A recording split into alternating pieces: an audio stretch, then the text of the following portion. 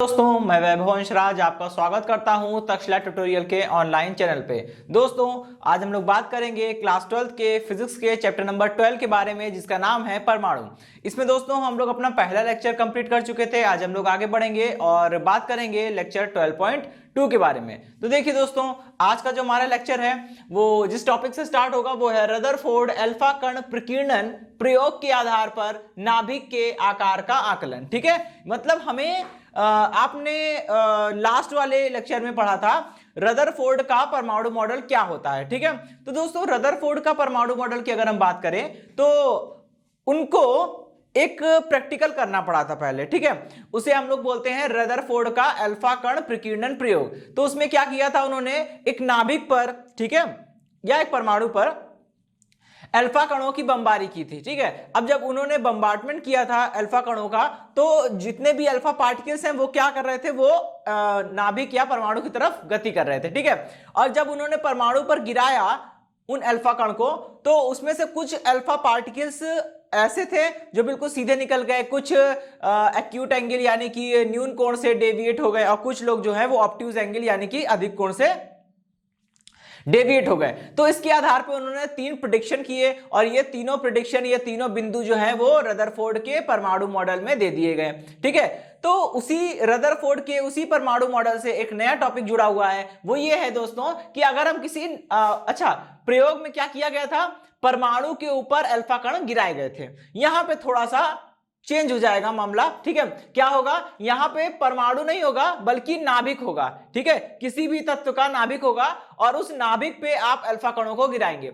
जब आप किसी नाभिक पे अल्फा कणों को गिराएंगे तो यहां पे जो व्यवहार देखने को मिलता है वो बड़ा ही अजीब सा देखने को मिलता है। ठीक है, कि अल्फा कण जैसे जैसे नाभिक की ओर जाएगा उसकी स्पीड कम होने लगेगी, और एक समय ऐसा आएगा कि वो यू टर्न मार लेगा, वापस चला जाएगा। ठीक है, तो यहां पे हम इस प्रयोग का या इस प्रयोग की सहायता से हम क्या कर सकते हैं, नाभिक के आकार का आकलन कर सकते हैं। ठीक है, तो देखिए यहां पे आपको एक डायग्राम दिख रहा होगा, ये हमारा एक नाभिक है। ठीक है, आपको पता है दोस्तों कि नाभिक, जिस भी परमाणु का नाभिक अगर हम लेते हैं, ठीक है, तो परमाणु का परमाणु क्रमांक यानी एटॉमिक नंबर हमें क्या बताता है, एटॉमिक नंबर बताता है कि परमाणु में कितने प्रोटॉन हैं। ठीक है, और परमाणु में जितने भी प्रोटॉन होंगे वो कहां होंगे, वो सारे के सारे नाभिक में होंगे। ठीक है, परमाणु में जितने भी प्रोटॉन होते हैं वो सारे के सारे नाभिक में होते हैं, और न्यूट्रॉन भी किस में होते हैं, नाभिक यानी कि न्यूक्लियस में होते हैं। ठीक है, इलेक्ट्रॉन जो होते हैं वो बाहर रिवॉल्व कर रहे होते हैं। ठीक, अच्छा, तो अगर हम बात करते हैं किसी, जैसे मान लीजिए हमने कोई नाभिक लिया, अब ये नाभिक किस तत्व का है हमें नहीं पता, कुछ भी हो सकता है, तो हमने ये मान लिया है कि ये किसी जड़ परमाणु क्रमांक वाले तत्व का नाभिक है। जड़ परमाणु क्रमांक वाले तत्व का नाभिक है, तो इसमें प्रोटॉनों की संख्या कितनी होगी, जेड प्रोटॉन होंगे। ठीक है, और बात वहीं पे आ गई दोस्तों, वहीं पे आ गई कि देखिए एक प्रोटॉन अगर होगा तो उस पर कितना आवेश होगा, प्लस ई। अगर जेड प्रोटॉन होंगे तो उस पर कितना आवेश होगा, जेड प्रोटॉनों पे आवेश होगा प्लस का जेड ई। ठीक है भाई, इतनी बात समझ में आ गई। अच्छा चलिए, अब यहां पे देखिए, इसीलिए मैंने प्लस का जेड ई लिखा है, क्योंकि भाई एक प्रोटॉन प्लस ई का आवेश लेकर आएगा, जेड प्रोटॉन प्लस जेड ई आवेश लेकर आएंगे। ठीक है, तो नाभिक पे टोटल चार्ज कितना हो जाएगा, प्लस जेड ई। इस चीज को ध्यान रखिएगा दोस्तों, क्योंकि जब हम लोग अगला चैप्टर पढ़ेंगे बात करेंगे नाभिक की। ठीक है, और इसी चैप्टर में जब हम लोग आगे बढ़ेंगे और आगे की चीजें पढ़ेंगे तो भी हम लोग देखेंगे कि अगर बात होगी किसी भी परमाणु के नाभिक में कितना आवेश है ये देखना होगा, तो परमाणु के नाभिक पे हमेशा प्लस जेड ई आवेश होगा। ठीक है, क्योंकि नाभिक में प्रोटॉन होते हैं, एक प्रोटॉन में प्लस ई का चार्ज है, तो जेड प्रोटॉन पे कितना चार्ज होगा, प्लस का जेड ई। और बात करें अगर न्यूट्रॉन की, तो न्यूट्रॉन कैसे होते हैं, इलेक्ट्रिकली न्यूट्रल, उनमें कोई भी आवेश नहीं होता। ठीक है, ओके, तो देखिए यहां पे क्या हो रहा है, अब इनकी बात तो समझ में आ गई कि नाभिक पे प्लस का जेड ई आवेश है। लेकिन दोस्तों अल्फा कण की अगर हम बात करें तो अल्फा कण पे देखिए, अल्फा कण क्या होता है, हीलियम परमाणु का नाभिक होता है। हम आपको ऑलरेडी बता चुके हैं अल्फा कण क्या है, अल्फा कण जो है वो हीलियम परमाणु का नाभिक है। इसका मतलब यह होता है हीलियम परमाणु का नाभिक, मतलब कि अगर हम बात करें हीलियम परमाणु की, तो हीलियम परमाणु में 2 प्रोटॉन होते हैं, 2 न्यूट्रॉन होते हैं और 2 इलेक्ट्रॉन होते हैं। तो देखिए ये हो गया 2He4। अब इसमें दोस्तों इलेक्ट्रॉन भी होंगे। ठीक है, अब दोस्तों आपको पता है कि इलेक्ट्रॉन जो होते हैं वो क्या करते हैं, वो इन ऑर्बिट में रिवॉल्व करते हैं। ठीक है, इलेक्ट्रॉन की बात हम बाद में करेंगे। इलेक्ट्रॉन जो है वो नाभिक में नहीं होते, वो तो बाहर होते हैं, ठीक है।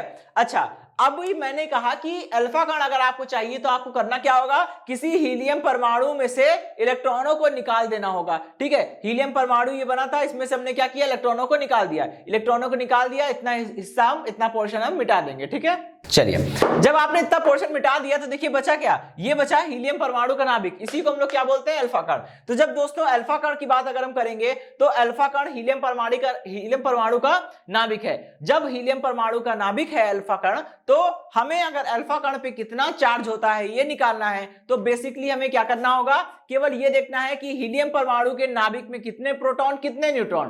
तो दोस्तों हीलियम परमाणु के नाभिक में 2 प्रोटॉन होंगे और 2 न्यूट्रॉन होंगे, ठीक है। चलिए, तो ये हो गया 2 प्रोटॉन और 2 न्यूट्रॉन। भाई एक प्रोटॉन पे कितना आवेश होता है, प्लस का ही, तो 2 प्रोटॉनों पे कितना चार्ज होगा, प्लस का 2e, ठीक है। और न्यूट्रॉन पे, एक न्यूट्रॉन पे 0 चार्ज होता है, तो 2 प्रोटॉन पे कितना चार्ज होगा, 0, ठीक है। अब टोटल चार्ज देख लीजिए कितना आएगा, टोटल चार्ज आएगा प्लस का 2e। बस यहां पे हमको वही चीज कहनी है कि अल्फा कण की अगर हम बात करें तो अल्फा कण पे कितना चार्ज है, अल्फा कण पे टोटल चार्ज होता है प्लस का 2e।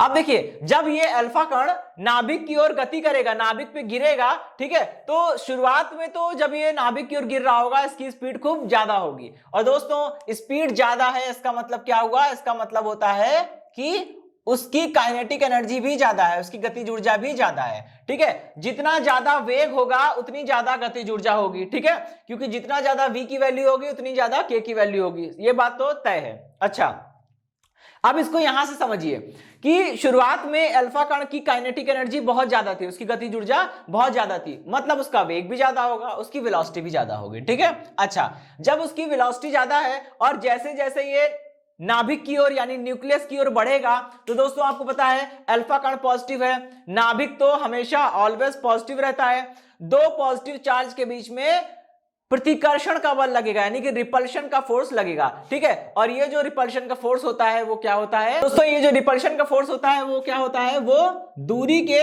वर्ग के व्युत्क्रमानुपाती होता है। मतलब जैसे जैसे दोनों आवेशों के बीच की दूरी घटने लगेगी F का मान बढ़ने लगेगा, ठीक है। मतलब अल्फा कण आगे गया, नाभिक और अल्फा कण के बीच की दूरी घट गई तो फोर्स बढ़ गया, और अब नाभिक अल्फा कण को ज्यादा अधिक बल से प्रतिकर्षित करेगा, ठीक है। फिर अल्फा कण और आगे बढ़ेगा, डिस्टेंस और कम हो गई, फोर्स और बढ़ गया, अब अल्फा कण जो है वो ज्यादा और प्रबल प्रतिकर्षण बल का अनुभव करेगा, ठीक है। यही प्रक्रिया चलती रहेगी और एक समय ऐसे आएगा कि अल्फा कण नाभिक के इतना करीब आ चुका होगा कि नाभिक उस पर इतना ज्यादा बल लगाएगा कि अब अल्फा कण और आगे नहीं जा सकता, ठीक है। तो मतलब कहने का मोटिव यह है कि जैसे जैसे अल्फा कण नाभिक की ओर बढ़ेगा इस पे प्रतिकर्षण बल का मान बढ़ता जाएगा, और जैसे जैसे अल्फा कण पे लगने वाले प्रतिकर्षण बल का मान बढ़ता जाएगा, क्या होगा, उस अल्फा कण की काइनेटिक एनर्जी कम होती जाएगी। अल्फा कण की काइनेटिक एनर्जी कम हो रही है दोस्तों, अब इस फॉर्मूले को ध्यान से देखिए, इसमें k की वैल्यू कम हो रही है, इसका केवल एक मतलब होता है कि v की वैल्यू कम हो रही है, क्योंकि दोस्तों m की वैल्यू तो कांस्टेंट है, ठीक है, m की वैल्यू तो कांस्टेंट है, वो तो बदलेगा नहीं, ठीक। चलिए, तो इसकी जो वेलोसिटी है, इसका जो वेग है वो कम होने लगेगा, और जहां पे अल्फा कण का वेग बिल्कुल घटकर 0 हो जाएगा, जहां पे वेलोसिटी 0 होगी वहां पे काइनेटिक एनर्जी भी 0 हो जाएगी, ठीक है। और वहीं से ये अल्फा कण यू टर्न मार लेगा। इस चीज को हम लोग ऐसे भी समझ सकते हैं, अगर हम किसी बॉल को हवा में उछाले तो वो बॉल शुरुआत में ऊपर जाएगी, लेकिन हमने उसको शुरुआत में जितनी वेलोसिटी दी थी, जितना वेग दिया था, या जितनी गतिज ऊर्जा के साथ हमने उसे फेंका था, ऊपर जाते वक्त पृथ्वी की ओर गुरुत्वाकर्षण लग रहा है, इस कारण क्या होता है, उसका जो वेग होता है वो धीमे धीमे कम होना प्रारंभ हो जाता है। एक समय ऐसा आता है जब उसका वेग इतना कम हो जाता है कि वो बिल्कुल 0 हो जाए, जहां पे उसकी वेलोसिटी 0 होती है वहीं से वो यू टर्न मार के लौट आता है, ठीक है। अच्छा, तो वैसे ही जहां पे अल्फा कण की वेलोसिटी 0 होगी वहीं से वो यू टर्न मार लेगा। अच्छा, अब इतनी पूरी कहानी में एक चीज समझने वाली है कि हमने तो छोटे क्लासेस में पढ़ा था, एक बहुत ही बेसिक सा नियम है, वो क्या है, ऊर्जा संरक्षण का नियम। की बात ये उठती है कि ऊर्जा संरक्षण का नियम तो भाई हर जगह लागू होता है, और अगर ये बात सच है तो यहां पे क्या हो रहा है, आपको मैंने बताया जैसे जैसे अल्फा कण आगे जाएगा उसका वेग कम होगा। वेलोसिटी कम होने का मतलब क्या है दोस्तों? काइनेटिक एनर्जी में कमी आना। अब काइनेटिक एनर्जी में कमी आ रही है मतलब काइनेटिक एनर्जी घट रही है, तो ये जितनी भी अमाउंट में काइनेटिक एनर्जी घटेगी ये कहीं ना कहीं पे जाके सेफ हो जानी चाहिए या किसी वर्क डन में कन्वर्ट हो जानी चाहिए। तो ऐसा क्या हो रहा है, ठीक है, ये एनर्जी कहां जा रही है, इस चीज को सोचने के लिए थोड़ा सा आपको अपना बेसिक आइडिया लगाना पड़ेगा। देखिए यहां पे ऐसे समझिए कि जैसे जैसे अल्फा कण नाभिक की ओर बढ़ेगा, अल्फा कण और नाभिक के बीच की दूरी घटेगी। और दोस्तों आपको चैप्टर नंबर 2 में बताया गया था कि अगर मान लीजिए दो आवेश हैं, ये पहला आवेश है Q1, ठीक है, और इससे r दूरी पर एक दूसरा आवेश है Q2। तो जब ये दोनों आवेश Q1 Q2 एक दूसरे से r दूरी पर स्थित हैं, तो इन दोनों आवेशों के कारण बनने वाले निकाय की वैद्युत स्थितिज ऊर्जा कितनी होगी? दोनों आवेशों के कारण बनने वाले निकाय की वैद्युत स्थितिज ऊर्जा 1/4 पाई एप्सिलॉन नॉट के इंटू Q1 Q2 अपॉन में r, ये होगी, ठीक है। अच्छा अब इस चीज को समझिएगा, ठीक। तो जैसे जैसे अल्फा कण नाभिक की ओर जाएगा तो क्या होगा? नाभिक अल्फा कण के बीच की दूरी घटेगी, नाभिक और अल्फा कण के बीच की दूरी घटेगी, तो नाभिक और अल्फा कण के कारण जो निकाय बनेगा उस निकाय की वैद्युत स्थितिज ऊर्जा के रूप में वो गतिज ऊर्जा सेफ हो जाएगी, ठीक। क्योंकि आप देख रहे हैं दोस्तों जैसे जैसे अल्फा कण आगे बढ़ेगा k की वैल्यू घटेगी, और k की वैल्यू घटेगी तो r की वैल्यू बढ़ेगी, क्योंकि दूरी कम हो रही है, दूरी कम होगी तो u की वैल्यू बढ़ जाएगी। तो जैसे जैसे काइनेटिक एनर्जी में कमी आती जाएगी वैसे वैसे इसकी पोटेंशियल एनर्जी बढ़ती जाएगी। मतलब गतिज ऊर्जा में जैसे जैसे कमी आएगी वैसे वहां पे स्थितिज ऊर्जा में वृद्धि होती रहेगी। जितनी कमी गतिज ऊर्जा में आएगी उतनी ही वृद्धि स्थितिज ऊर्जा में यानी कि पोटेंशियल एनर्जी में हो जाएगी, ठीक है। और ये अल्फा कण यू टर्न तब मारेगा जब इसकी सारी की सारी गतिज ऊर्जा किसमें कन्वर्ट हो जाएगी? स्थितिज ऊर्जा में कन्वर्ट हो जाएगी, ठीक है। ऐसे समझिएगा, गतिज ऊर्जा ज्यादा है, स्थितिज ऊर्जा कम है। गतिज ऊर्जा जितनी कम होगी स्थितिज ऊर्जा उतनी बढ़ेगी। एक समय ऐसा आएगा जहां पे दोनों बराबर हो जाएंगे, और जहां पर दोनों बराबर होंगे वहीं से ये यू टर्न मार के लौट जाएगा, ठीक है। तो दोस्तों इसको हम लोग ऐसे समझ सकते हैं कि अगर मान लीजिए इस अल्फा कण की गतिज ऊर्जा कितनी है k, ठीक है, और जब ये अल्फा कण नाभिक के पास आया और जहां से इसने यू टर्न मारा है उस समय नाभिक के केंद्र और अल्फा कण के बीच की दूरी को हमने किससे लिखा है? r0 से लिखा है। ये दूरी r0 क्या है दोस्तों? ये दूरी r0 जो है वो नाभिक और अल्फा कण के बीच की न्यूनतम दूरी है, ठीक है, एवं अल्फा कण के बीच की दूरी, एवं अल्फा कण के बीच की दूरी है, ठीक है। तो क्या होगा कि जब अल्फा कण रिटर्न करेगा, लौटेगा, उस स्थिति में यानी कि नाभिक एवं अल्फा कण के बीच की न्यूनतम दूरी की स्थिति में गतिज ऊर्जा इज इक्वल टू स्थितिज ऊर्जा हो जाएगी, क्योंकि जब ये दोनों ऊर्जाओं का मान आपस में बराबर हो जाएगा वहीं से अल्फा कण रिटर्न हो जाएगा, वहीं से लौट जाएगा वो, ठीक है। अब इसको समझिएगा, k को मैंने ऐसे ही लिखा है और आपको पता है किसी भी दो आवेशों को मिलकर जो निकाय बनता है उस निकाय की वैद्युत स्थितिज ऊर्जा यानी कि इलेक्ट्रोस्टैटिक पोटेंशियल एनर्जी कितनी होती है? 1/4 पाई एप्सिलॉन नॉट, ठीक है। यहां पे हम स्मॉल के ले रहे हैं। स्मॉल के क्या है दोस्तों? स्मॉल के जो है वो हमारा किसी भी मीडियम का डाइलेक्ट्रिक कांस्टेंट है यानी कि परावैद्युत नियतांक है, ठीक है। अच्छा आगे बढ़ते हैं। Q1 मतलब पहला चार्ज। पहला चार्ज कितना है? पहला चार्ज मतलब पहले कण का आवेश, और यहां पे आप किसी को भी पहला कण मान सकते हैं, किसी को भी दूसरा मान सकते हैं। यहां पे अल्फा कण को पहला आवेश मान ले रहे हैं, इसकी वैल्यू कितनी है? प्लस का 2e, ठीक है।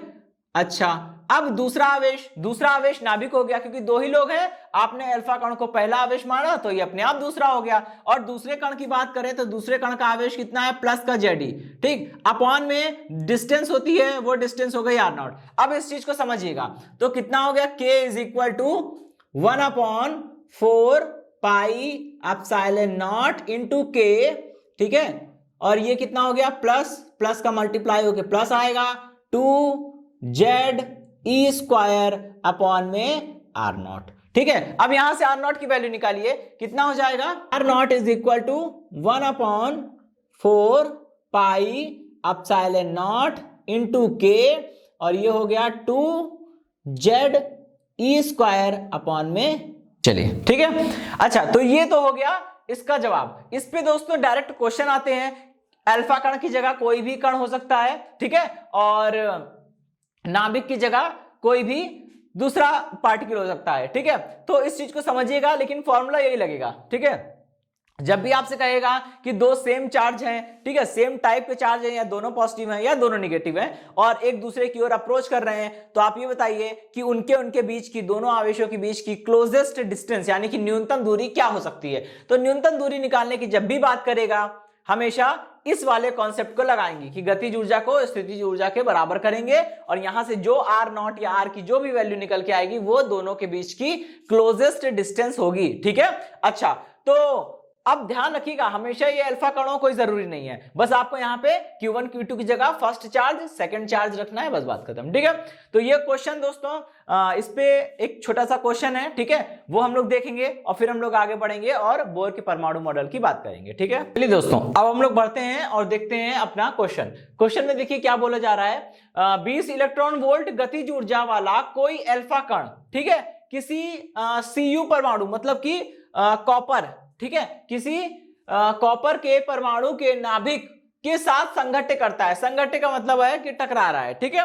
अच्छा, नाभिक एवं अल्फा कण के बीच की न्यूनतम दूरी ज्ञात कीजिए। दोस्तों, अभी जो हमने लास्ट वाला टॉपिक पढ़ा था ये बिल्कुल उसी पर बेस्ड है, ठीक है, बस अंतर क्या हो गया, वहां नाभिक की जगह पे कोई Cu यानी कि कॉपर का कोई नाभिक आ गया, ठीक है। अच्छा, अब इतना तो आपको आइडिया है कि कभी भी दो परमाणुओं के बीच में या किसी कण और किसी नाभिक के बीच में जो संघट्य होता है, जो टक्कर होती है, वो टक्कर कभी ऐसी नहीं होती है कि कण नाभिक को छू पाएगा, कभी नहीं छू पाएगा, ठीक है। क्यों? क्योंकि दोनों सेम टाइप के हैं। अगर कण भी हमारा पॉजिटिव है, नाभिक तो ऑलवेज पॉजिटिव होता है। अगर दो पॉजिटिव चार्ज एक दूसरे के करीब आएंगे तो वो कभी भी एक दूसरे को टच नहीं कर पाएंगे, ठीक है, क्योंकि जैसे जैसे वो दोनों एक दूसरे के पास आएंगे, रिपल्शन जो है यानी प्रतिकर्षण का जो बल है वो बहुत ज्यादा होने लगेगा, ठीक। तो जहां से वो लौट जाते हैं, जहां तक वो आते हैं और फिर जहां से वो यू टर्न मार के लौट रहे थे, उतनी दूरी को ही हम लोग नाभिक का आकार मान लेते हैं, ठीक है। जैसे पिछले वाले लास्ट वाले हम लोग ने डेरिवेशन में देखा था कि जो आर नॉट आ रहा था वो क्या था, नाभिक और अल्फा कण के बीच की न्यूनतम दूरी, और इसी न्यूनतम दूरी को हम ये मान लेते हैं कि यही नाभिक की त्रिज्या है। हालांकि वो नाभिक की वास्तविक त्रिज्या से थोड़ा सा ज्यादा होती है, लेकिन हम लोग उसी को नाभिक की त्रिज्या कंसीडर कर लेते हैं, क्योंकि नाभिक की त्रिज्या निकालने का दूसरा कोई उपाय हमारे पास नहीं है, ठीक है। तो अभी हम उसी को नाभिक की त्रिज्या मान लेते हैं। यहां पे वही चीज पूछी जा रही है, ठीक है, लेकिन थोड़ा सा बिल्कुल सीधे शब्दों में पूछा गया है कि नाभिक एवं अल्फा कण के बीच की दूरी निकालिए।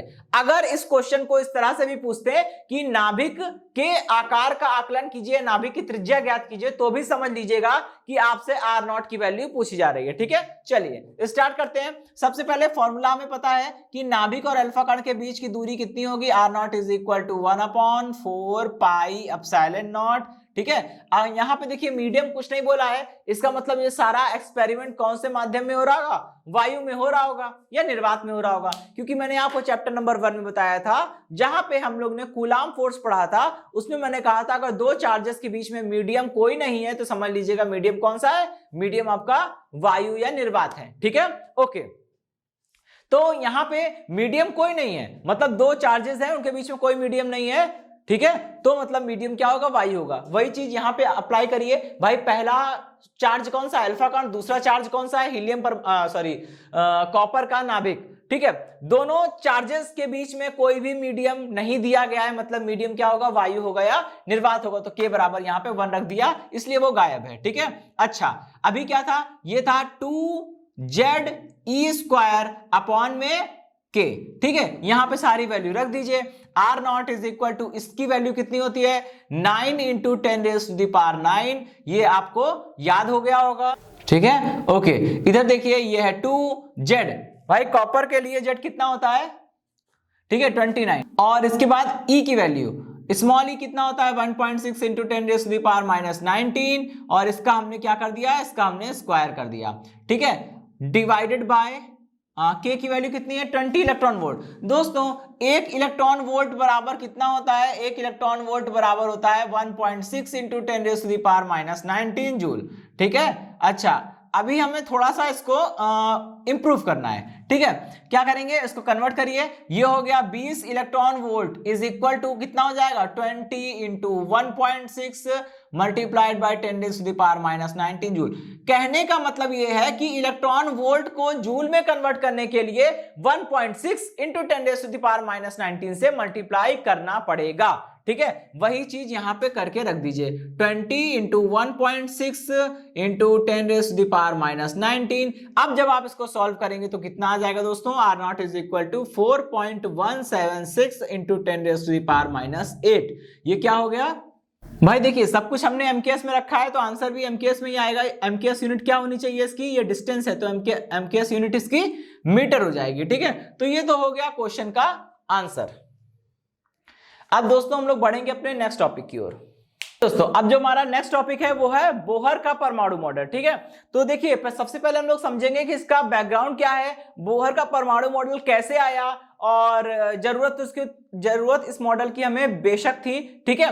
तो देखिए सबसे पहले जब जे टॉमसन का परमाणु मॉडल आया तो उसमें कमियां क्या थी, उसमें कमी थी कि जे टॉमसन का परमाणु मॉडल स्पेक्ट्रम की व्याख्या नहीं कर सका, रमन प्रभाव को नहीं समझा सका और जीमान प्रभाव की व्याख्या नहीं कर सका। फिर उसके बाद क्या हुआ, 1911 में, ठीक है, 1911 में रदरफोर्ड ने अपना परमाणु मॉडल दिया और उनके परमाणु मॉडल में भी कुछ हद तक यही वाली कमियां थी, ठीक है। सबसे बड़ी प्रॉब्लम जो रदरफोर्ड के परमाणु मॉडल में आ रही थी वो ये थी कि नाभिक अगर मतलब इलेक्ट्रॉन अगर नाभिक के चारों ओर वृत्ताकार कक्षाओं में गति करेगा, चक्रण करेगा, तो चक्रण करते करते क्या होगी, उसकी ऊर्जा कम होने लगेगी और जैसे जैसे उसकी ऊर्जा कम होगी वो क्या होगा, उसकी कक्षा की त्रिज्या भी घटने लगेगी, ठीक है।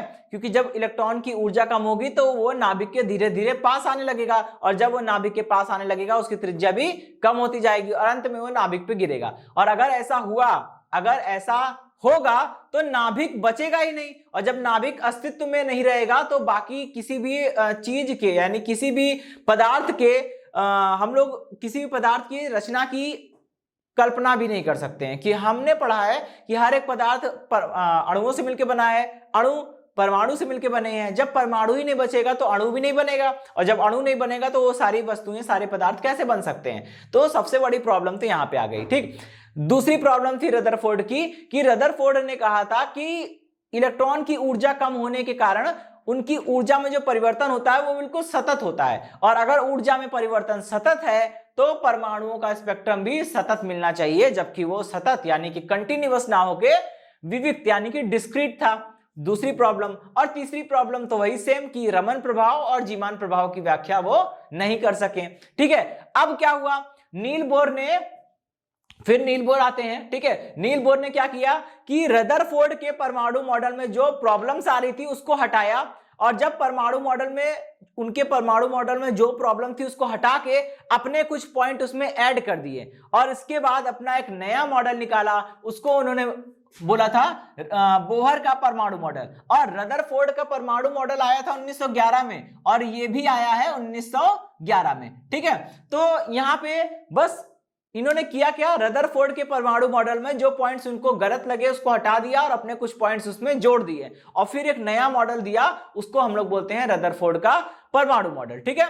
अब रदरफोर्ड के परमाणु मॉडल के जो पॉइंट्स हैं वो कुछ इस प्रकार हैं। पहला पॉइंट है दोस्तों, रदरफोर्ड ने कहा कि अगर हम बात करते हैं किसी भी परमाणु के भीतर इलेक्ट्रॉन की, तो इलेक्ट्रॉन जो होता है वो नाभिक के चारों ओर सभी कक्षाओं में चक्कर नहीं लगाएगा, वो केवल उन्हीं कक्षाओं में चक्कर लगाएगा जिसमें उनका कोणीय संवेग जो है वो h/2π का पूर्ण गुणज होगा, ठीक है।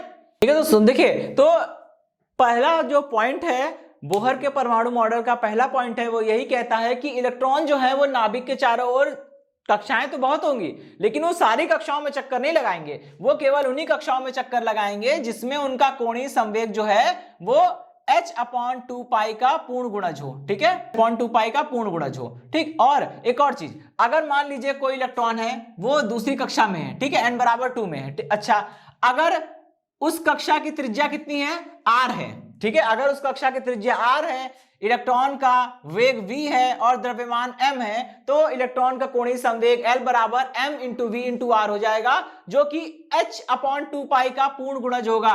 पूर्ण गुणज का मतलब ये होता है दोस्तों कि जैसे मान लीजिए हमने कोई एक नंबर ले लिया x, इसका पूर्ण गुणज, x का पूर्ण गुणज का मतलब होता है कि x हो सकती है वैल्यू 2x हो सकती है, 3x हो सकती है, 4x हो सकती है, ऐसे करके वैल्यू होगी, लेकिन कभी भी आपको 3/2x नहीं मिलेगा, क्योंकि 3/2x का मतलब है 1.5x, और यहां पे फ्रैक्शन नहीं होना चाहिए। x के मल्टीप्लाई में कभी भी कोई फ्रैक्शन नहीं होना चाहिए, हमेशा एक इंटीजर होना चाहिए। इसे बोलते हैं इंटीग्रल मल्टीपल, यानी कि पूर्ण गुणज, हिंदी में पूर्ण गुणज, इंग्लिश में इंटीग्रल मल्टीपल। ठीक है, तो यहां पे दोस्तों जो n आ रहा है, ये n जो है कुछ भी हो सकता है, n बराबर 1 हो सकता है, 2 हो सकता है, 3 हो सकता है, 4 हो सकता है, एंड सो ऑन। ठीक है, n कुड बी एनीथिंग, कुछ भी हो सकता है। अब यहाँ पे n जो है वो है क्या, n का मतलब क्या है? n का मतलब होता है, यहाँ पे n जो है वो सिंपल एक नंबर्स हैं, इंटीग्रल नंबर्स हैं। ठीक है, और इसका मतलब होता है मुख्य क्वांटम संख्या। ठीक है, इसको हम लोग क्या बोलते हैं? मुख्य क्वांटम संख्या, यानी कि प्रिंसिपल क्वांटम नंबर। ये हो गई मुख्य क्वांटम संख्या। चलिए भाई, इतनी बात समझ में आ गई। अच्छा, तो यहां पे वही चीज है। अब ये जो इक्वेशन निकल कर आई है दोस्तों, इस इक्वेशन का एक नाम है। ठीक है, इसका एक अपना नाम है। इसका नाम क्या है? इसको हम लोग बोलते हैं बोहर की क्वांटीकरण शर्त। ठीक है, इसको हम लोग क्या बोलते हैं? बोहर की क्वांटीकरण शर्त, की क्वांटीकरण शर्त। ठीक है, अच्छा, यानी कि बोहर्स कंडीशन ऑफ क्वांटाइजेशन या बोहर्स क्वांटाइजेशन कंडीशन। ठीक है, चलिए अब हम लोग सेकंड पॉइंट के बारे में बात करते हैं। दोस्तों, हमारा जो सेकंड पॉइंट है, उसमें इन्होंने रदरफोर्ड के परमाणु मॉडल की सबसे बड़ी कमियों को दूर कर दिया। ठीक है, नील बोर ने अपने परमाणु मॉडल के दूसरे पॉइंट में कहा था कि इलेक्ट्रॉन नाभिक के चारों ओर सभी कक्षाओं में चक्कर नहीं लगाते हैं। वो जिन कक्षाओं में चक्कर लगाएंगे, उन कक्षाओं में चक्कर लगाते वक्त वो किसी भी प्रकार की ऊर्जा का उत्सर्जन नहीं करेंगे। ठीक है, तो प्रॉब्लम सॉल्व हो गई। रदरफोर्ड के परमाणु मॉडल में यही तो प्रॉब्लम आ रही थी कि अगर इलेक्ट्रॉन नाभिक के चारों ओर चक्रण करेंगे वृत्ताकार कक्षाओं में, तो वो गति होगी वृत्तीय गति, और वृत्तीय गति में वेग परिवर्तित होगा।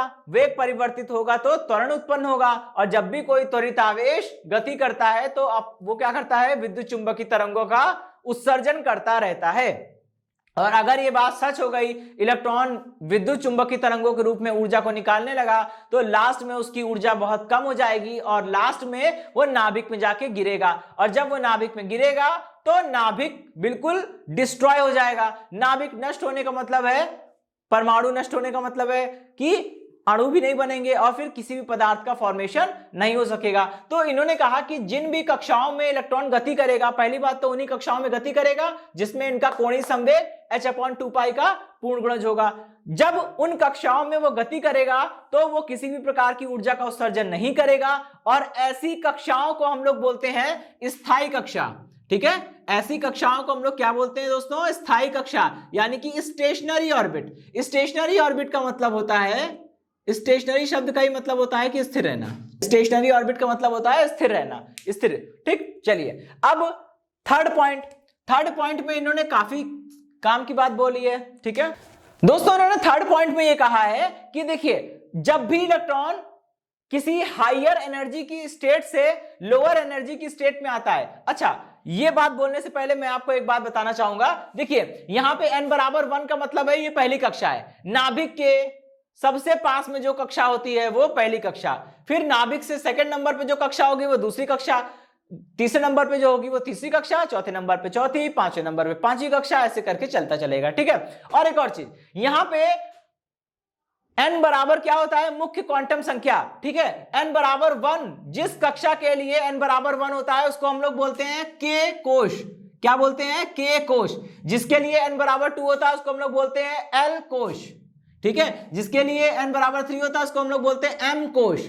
ठीक है, k l m n ऐसे करके चलता रहता है, और कक्षाएं अनंत हो सकती है। किसी भी परमाणु में नाभिक के चारों ओर अनंत कक्षाएं संभव हैं। ठीक है, अच्छा, तो अगर हम बात करते हैं, मान लीजिए कोई इलेक्ट्रॉन n बराबर 1 में है, ठीक है, और कोई इलेक्ट्रॉन n बराबर 2 कक्षा में है, तो आप ये जान लीजिए कि इलेक्ट्रॉन जितनी हायर एनर्जी स्टेट में होगा, जितनी ऊंची कक्षा में होगा, उसकी ऊर्जा उतनी ज्यादा होगी। ठीक है, जैसे हम लोग बचपन से पढ़ाई शुरू करते हैं और जैसे जैसे हम हायर स्टडी में जाते हैं, हमारा दिमाग जो है वो ज्यादा बड़ा होने लगता है। बड़ा होने का मतलब साइज में नहीं बड़ा होने लगता है, बड़ा होने का मतलब है वो ज्यादा पावरफुल हो जाता है, वो सोचने समझने की उसमें जो टेंडेंसी होती है, जो कैपेसिटी होती है, वो डेवलप हो जाती है। ठीक है, वही चीज है कि जब जो इलेक्ट्रॉन n बराबर 1 में होगा उसकी एनर्जी कम होगी, किससे? n बराबर 2 वाले से, n बराबर 3 वाले से और हाइयर वालों से भी। लेकिन n बराबर 2 में जो इलेक्ट्रॉन है उसकी एनर्जी n बराबर 1 वाले इलेक्ट्रॉन से ज्यादा होगी, लेकिन n बराबर 3 वाले से कम होगी। ठीक, तो वही चीज है कि अब देखिए, जिस कक्षा के लिए, जिस ऑर्बिट के लिए प्रिंसिपल क्वांटम नंबर n की वैल्यू हाइयर होगी उसको हम लोग बोलेंगे हाइयर एनर्जी स्टेट। तो ये हाइयर एनर्जी स्टेट है क्योंकि ये सबसे हाइयर है, इससे ऊपर मैंने नहीं बनाया। ठीक, तो और उसके नीचे वाले जो होगी वो लोअर एनर्जी स्टेट होगी। इसको हाइयर एनर्जी और लोअर एनर्जी इसी बिहाफ पे कहते हैं क्योंकि इलेक्ट्रॉन को, जैसे मान लीजिए इलेक्ट्रॉन को n बराबर 1 से n बराबर 3 में जाना है, तो क्या करना होगा? इलेक्ट्रॉन जब n बराबर 1 से n बराबर 3 में जाना चाहेगा तो आपको पता है n बराबर 1 में उसकी एनर्जी कम है और n बराबर 3 में उसकी एनर्जी ज्यादा होनी चाहिए। तो एनर्जी का ये जो डिफरेंस है, वो डिफरेंस आप उसे कहीं से दीजिए, किसी भी फॉर्म में दीजिए, लेकिन उसे एनर्जी दीजिए। जब आप बाहर से एनर्जी सप्लाई करोगे तो उस एनर्जी को ये इलेक्ट्रॉन अब्सॉर्ब कर लेगा और n बराबर 1 से निकल के फंस जाएगा n बराबर 2 में। अब इलेक्ट्रॉन जब अपनी एक कक्षा को छोड़कर दूसरी कक्षा में जो जंपिंग होती है, इसी को हम लोग बोलते हैं ट्रांजिशन यानी संक्रमण। ठीक है, इलेक्ट्रॉन का, ठीक है, नाभिक के चारों ओर वृत्ताकार कक्षाओं में चक्कर लगाने वाले इलेक्ट्रॉन का एक कक्षा से निकल के दूसरी कक्षा में जाना क्या कहलाता है? संक्रमण कहलाता है। इसका उल्टा भी हो सकता है, कोई जरूरी नहीं है कि हमेशा निम्न ऊर्जा स्तर से उच्च ऊर्जा स्तर में जाएंगे तभी संक्रमण होगा, उल्टा भी हो सकता है, उच्च ऊर्जा स्तर से निम्न ऊर्जा स्तर में आइए वो भी संक्रमण होगा। ठीक है, तो यहां पे एक चीज और, हाँ, इससे जुड़ी एक चीज और मैं आपको समझाना चाहूंगा। देखिए, जैसे मान लीजिए मैंने कहा कि सबसे कम ऊर्जा होगी n बराबर 1 की, फिर उससे ज्यादा ऊर्जा होगी n बराबर 2 की, उससे ज्यादा n बराबर 3 की, उससे ज्यादा n बराबर 4 की, और ऐसे चलता रहेगा। मान लीजिए n बराबर 1, ये जो कक्षा है पहली कक्षा, इसकी एनर्जी कितनी है? इसकी एनर्जी है 2 इलेक्ट्रॉन वोल्ट। थोड़ी देर के लिए मान लीजिए, इसका मतलब क्या हुआ? इसका मतलब यह हुआ कि अगर कोई इलेक्ट्रॉन ये n बराबर 1 में है, अगर कोई इलेक्ट्रॉन ये पहली कक्षा में घूम रहा है, n बराबर 1 में गति कर रहा है, तो उसकी ऊर्जा कितनी होनी चाहिए? 2 इलेक्ट्रॉन वोल्ट की एनर्जी उसके पास होनी चाहिए। ठीक है, अच्छा, अब मान लीजिए कि n बराबर 2 यानी कि सेकंड वाली जो एनर्जी स्टेट है उसकी अगर हम बात करें, मान लीजिए दूसरी कक्षा की ऊर्जा कितनी है? 10 इलेक्ट्रॉन वोल्ट। ठीक है, अच्छा, तो इसका मतलब क्या हुआ? इसका मतलब यह हुआ कि n बराबर 2 में अगर कोई इलेक्ट्रॉन n बराबर 2 में गति कर रहा है, चक्रण कर रहा है, तो उसकी ऊर्जा कितनी होगी? 10 इलेक्ट्रॉन वोल्ट होगी। अब यहां समझिएगा, अगर n बराबर 1 से निकल के n बराबर 2 में इलेक्ट्रॉन जाना चाहता है तो क्या करना होगा? उसको अपनी एनर्जी बढ़ानी होगी। ठीक है, जैसे एक क्लास से निकल के दूसरी क्लास में जाना होता है तो हमें एग्जाम देना पड़ता है। एग्जाम में अगर हम पास हो जाते हैं तो मतलब हम जो है उस कक्षा में या उस क्लास में जाने के काबिल हो गए, उतना दिमाग हमारा बढ़ गया, उतनी नॉलेज हमारी बढ़ गई कि वो हम अगले क्लास में जा सकते हैं। वैसे ही अब इलेक्ट्रॉन की यहां पे n बराबर 1, पहली कक्षा में तो ऊर्जा 2 इलेक्ट्रॉन वोल्ट की है। ठीक है, दूसरी कक्षा में अगर उसे जाना है तो अगर उसे दूसरी कक्षा में जाने के लिए टोटल एनर्जी 10 इलेक्ट्रॉन वोल्ट होनी चाहिए। एक एग्जांपल है। ठीक है, तो क्या करना होगा दोस्तों? अब इस इलेक्ट्रॉन को कहीं से किसी भी रूप में लेकिन ऊर्जा चाहिए। अब इसको कितनी ऊर्जा चाहिए? डिफरेंस कितना है? अगर 2 जूल की ऊर्जा इसके पास पहले से है, अगर इसे कहीं से भी, ठीक है, अगर इसे कहीं से भी एनर्जी मिल जाए, कितने की? 8 जूल की अगर इसे एनर्जी मिल गई ना, 8 इलेक्ट्रॉन वोल्ट की एनर्जी मिल गई ना, तो ये बड़े आराम से चला जाएगा। अब इस इलेक्ट्रॉन को एनर्जी कैसे देंगे वो आपके ऊपर डिपेंड करता है। ठीक है, आप उसे हीटअप कर सकते हो, ठीक है, आप उसे फोटॉन्स गिरा के एनर्जी दे सकते हो, बहुत सारे तरीके हैं। तो यहां पे वही चीज है, जब किसी लोअर एनर्जी स्टेट के यानी निम्न ऊर्जा स्तर के इलेक्ट्रॉन को बाहर से कुछ ऊर्जा दी जाती है तो वो उच्च ऊर्जा स्तर में चला जाता है, इसको संक्रमण कहते हैं। इसका उल्टा, अगर इलेक्ट्रॉन उच्च ऊर्जा स्तर से लौट के निम्न ऊर्जा स्तर में आता है तो एनर्जी को क्या करेगा? बाहर निकालेगा। ठीक, जाहिर सी बात है। अब इलेक्ट्रॉन, वो यहां पे पहली कक्षा में ऊर्जा है 2 इलेक्ट्रॉन वोल्ट की, इसे दूसरे में जाना है और दूसरे में जाने के लिए इसे 10 इलेक्ट्रॉन वोल्ट की ऊर्जा चाहिए। तो जाहिर सी बात है 2 से 10 कैसे ऊर्जा होगी? जब आप 8 जूल की एनर्जी उसे बाहर से दोगे तभी तो वो बेचारा जा पाएगा। बिल्कुल वही चीज है। अब इसका उल्टा, लेकिन दोस्तों उल्टा काम करते वक्त हमें एनर्जी देनी नहीं पड़ती, बल्कि एनर्जी एटम किससे रिलीज होती है? एटम से निकलती है एनर्जी। कैसे? सपोज करिए कोई इलेक्ट्रॉन है, वो n बराबर 2 से n बराबर 1 में आ रहा है, ठीक है। जब वो n बराबर 2 में था, एनर्जी कितनी थी? 8 इलेक्ट्रॉन वोल्ट की। अब जब n बराबर 1 में आएगा तो एनर्जी कितनी चाहिए? 2 इलेक्ट्रॉन वोल्ट की एनर्जी चाहिए। तो आप समझ रहे हैं, 10 इलेक्ट्रॉन वोल्ट की एनर्जी उसके पास अभी है, लेकिन उसको फर्स्ट में आना है। फर्स्ट में आने के लिए केवल 2 इलेक्ट्रॉन वोल्ट की एनर्जी होगी तभी अलाउड होगा, अदरवाइज नहीं होगा। तो ये जो एक्स्ट्रा एनर्जी है 10 इलेक्ट्रॉन वोल्ट से सीधा 8 इलेक्ट्रॉन वोल्ट, ये जो 2 इलेक्ट्रॉन वोल्ट, ये जो एक्स्ट्रा एनर्जी है उसको क्या करेगा? वो बाहर निकालेगा, ठीक है। ये इलेक्ट्रॉन एनर्जी को बाहर निकालेगा, तभी तो इसकी ऊर्जा कम हो जाएगी और कम होके 2 इलेक्ट्रॉन वोल्ट बचेगी, ठीक है। तो ये चीज है। अच्छा, यहां पे एक चीज और समझने वाली है। जैसे मैंने कहा कि अगर पहली कक्षा में इलेक्ट्रॉन की एनर्जी कितनी है? 2 इलेक्ट्रॉन वोल्ट, इसको सेकंड में जाना है तो कितनी एनर्जी चाहिए? 8 इलेक्ट्रॉन वोल्ट की एनर्जी चाहिए। लेकिन अगर मान लीजिए आपने इसे एनर्जी दिया है 7.9 इलेक्ट्रॉन वोल्ट की, तो क्या ये n बराबर 2 में जाएगा? बिल्कुल नहीं जाएगा, क्योंकि अभी भी इसकी टोटल एनर्जी कितनी हुई है? 7.9 इलेक्ट्रॉन वोल्ट की एनर्जी आपने दी है और 2 इलेक्ट्रॉन वोल्ट की एनर्जी इसके पास पहले से थी। टोटल कितनी हो गई दोस्तों? टोटल हो गई है 9.9 इलेक्ट्रॉन वोल्ट की एनर्जी हुई है। अभी भी देखिए 0.1 इलेक्ट्रॉन वोल्ट की एनर्जी कम है, तो ये इलेक्ट्रॉन n बराबर 1 से n बराबर 2 में नहीं जाएगा। अब इसका उल्टा काम कर लेते हैं, ठीक है। अब मान लीजिए कि इसको n बराबर 1 से n बराबर 2 में हमें भेजना है। जब हम लोअर एनर्जी स्टेट से हायर एनर्जी स्टेट में भेजेंगे तो हमें एनर्जी देनी पड़ेगी। इसका उल्टा, जब हायर से लोअर में आएगा तो वो खुद एनर्जी को रिलीज करेगा, एनर्जी को निकालेगा, ठीक है, ऊर्जा को बाहर निकालेगा। इस चीज को समझिएगा। अगर n बराबर 1 में इलेक्ट्रॉन है और हमने क्या किया? उसको एनर्जी दी है 8.1 इलेक्ट्रॉन वोल्ट की, तो अब देखिए दोस्तों क्या होगा? 8.1 इलेक्ट्रॉन वोल्ट की एनर्जी दी है और 2 इलेक्ट्रॉन वोल्ट की एनर्जी इसके पास पहले से है। टोटल कितना हो गया? ये हो गया 10.1। और चाहिए कितना था? हमें चाहिए था 10 इलेक्ट्रॉन वोल्ट। अब क्या हुआ? 0.1 इलेक्ट्रॉन वोल्ट ज्यादा हो गया, तो अभी भी ये नहीं जाएगा, ठीक है, अभी भी ये नहीं जाएगा। ये कोई प्रकाश विद्युत प्रभाव नहीं है कि जितनी एक्स्ट्रा एनर्जी होगी वो बाहर निकलने के बाद इलेक्ट्रॉनों की गतिज ऊर्जा बन जाएगी। ये कोई प्रकाश विद्युत प्रभाव नहीं है, ये संक्रमण की घटना है। और ये संक्रमण की घटना तभी होती है जब उसको जितनी एनर्जी चाहिए एग्जैक्ट उतनी एनर्जी आप सप्लाई करिए। अगर 0.1 इलेक्ट्रॉन वोल्ट कम दिया तो भी नहीं जाएगा, 0.1 इलेक्ट्रॉन वोल्ट ज्यादा एनर्जी दी है तो भी नहीं जाएगा वो, ठीक है। तो इस चीज को समझिएगा। अच्छा, अब आ जाते हैं अपने टॉपिक पे।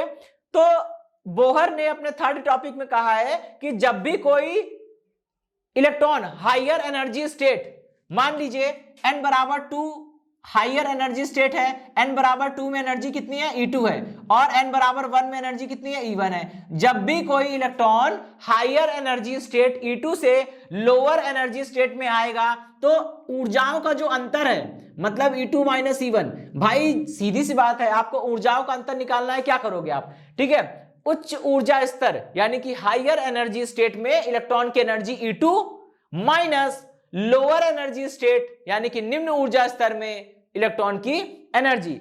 E2 में से E1 घटाओगे यानी हायर एनर्जी स्टेट की एनर्जी में से लोअर स्टेट की एनर्जी आप माइनस करोगे तो आपको क्या मिलेगा? आपको वो एनर्जी मिलेगी जो निकल रही है, ठीक है। और हां दोस्तों, अब जब इलेक्ट्रॉन हायर से लोअर एनर्जी स्टेट में आएगा तो जितनी एक्स्ट्रा एनर्जी है उसको बाहर निकालेगा, और वो एनर्जी किसके फॉर्म में निकलेगी? वो एनर्जी जो होगी वो इलेक्ट्रोमैग्नेटिक वेव्स यानी कि विद्युत चुंबकीय तरंगों के रूप में निकलेगी। अब मैंने कहा विद्युत चुंबकीय तरंग, अब वो कुछ भी हो सकती है। विद्युत चुंबकीय तरंग हो सकता है कि वो टीवी तरंगे, एफएम तरंगे, रेडियो तरंगे निकले, या फिर हो सकती है ultraviolet, microwaves, visible, IR, x-ray, gamma rays, कुछ भी निकल सकती हैं। लेकिन दोस्तों बेसिकली जो होती हैं, ठीक है, किसी भी परमाणु के लिए जब संक्रमण में, जब उच्च ऊर्जा स्तर से निम्न ऊर्जा स्तर में संक्रमण होता है और परमाणु ऊर्जा को निष्कासित करता है, ऊर्जा को निकालता है, तब वो ऊर्जा ज्यादातर पराबैंगनी में दृश्य प्रकाश में या फिर अवरक्त में होती है, ज्यादातर वो इन्हीं तीनों में होती है। ठीक है, तो दोस्तों ये ऊर्जाओं का जो अंतर है, उच्च ऊर्जा स्तर की ऊर्जा माइनस निम्न ऊर्जा स्तर की ऊर्जा का जो अंतर आएगा वो भी विद्युत चुंबकीय तरंगों के रूप में ही आएगा। तो E2 minus E1 is equal to h nu. यहां से दोस्तों किसकी वैल्यू निकालेंगे, न्यू की वैल्यू निकालिए, कितना आएगा, nu is equal to E2 minus E1 divided by H। ठीक है, अब दोस्तों ये जो रिलेशन आया है, इस रिलेशन को हम लोग क्या बोलते हैं, बोहर आवृत्ति संबंध। ठीक है, यानी कि बोहर फ्रीक्वेंसी रिलेशन। ठीक, अच्छा तो दोस्तों अब यहां पे एक और चीज समझ लीजिएगा कि E2 माइनस E1 क्या मिलेगा, एनर्जी का डिफरेंस, और ये एनर्जी का डिफरेंस जो है वो इलेक्ट्रोमैग्नेटिक वेव्स यानी कि विद्युत चुंबकीय तरंगों के रूप में ही होगा। और याद करिए कि प्लांक ने क्या कहा था, प्लांक ने बताया था कि जितने भी इलेक्ट्रोमैग्नेटिक वेव्स यानी विद्युत चुंबकीय तरंगे होती हैं, ये सारी विद्युत चुंबकीय तरंगे फोटोन से मिलकर बनी है और हर एक फोटोन की ऊर्जा का मान h होता है। तो हमने मान लिया कि E2 माइनस E1 घटाने पर यानी ऊर्जाओं का जो अंतर है वो ऊर्जा किस रूप में निकलेगी, जब इलेक्ट्रॉन हायर एनर्जी स्टेट से लोअर एनर्जी स्टेट में आएगा और एनर्जी निकालेगा तो वो एनर्जी इलेक्ट्रोमैग्नेटिक वेव्स यानी विद्युत चुंबकीय तरंगों के रूप में होगी, और विद्युत चुंबकीय तरंगों के रूप में जो ऊर्जा होती है उसको हम लोग h न्यू से लिख सकते हैं, ऐसा प्लांक ने कहा था। इसलिए यहां पे बराबर h न्यू हो गया।